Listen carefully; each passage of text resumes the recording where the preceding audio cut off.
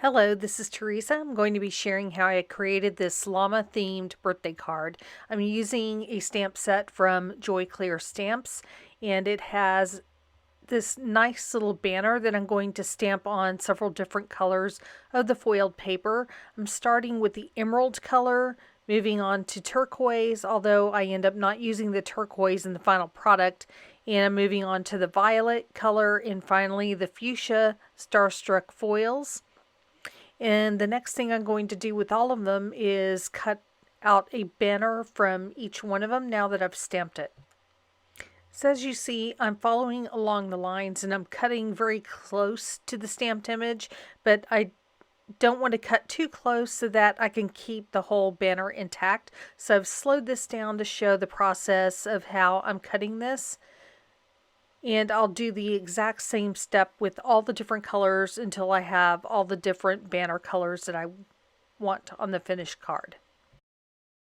Now I'm stamping the cactus image in Stays On Pigment in Shamrock Green. I'm stamping it directly onto the glossy emerald and gold foil, and then I'll fussy cut those out to become part of the card. Now here's the colored llama image that I've already done. And I'm going to create a frame using the Starstruck foil paper in ebony. And now that I have my frame, I'm going to glue on each of my banners to the back of the frame.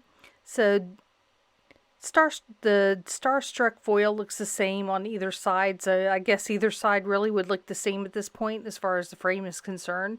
So I'm just quickly adding some glue at the points on my banners and just making sure that they overlap each other in a way so it doesn't look like, well, I think it makes sense when you see how I'm overlapping them so they're not all in the same kind of line, and they look a little more random in the placement. And now I'm going to add the cactus and just going to put a little bit of glue on the bottom and glue them on the sides of the picture frame. And out of the 4, I just end up using 3 of them because 4 was just a little bit too much. And of course the final part I'll need to add will be the llama. I did unfortunately have an incident where I had some glue that stuck to the paper, so I had to fix that issue, which wasn't too difficult to do. I just needed to re-glue the pieces of foil, and by the time I turned it over again, you couldn't tell that that had ever happened. And so now I'm going to add some glue to the little feet of the llama, tuck it behind the frame, and there is basically my picture. I have a white card base that I'm going to be attaching this to.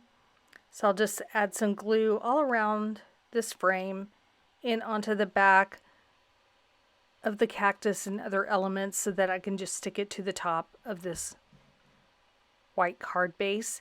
It is a standard size 4 1/4 inch by 5 1/2 inch note card size.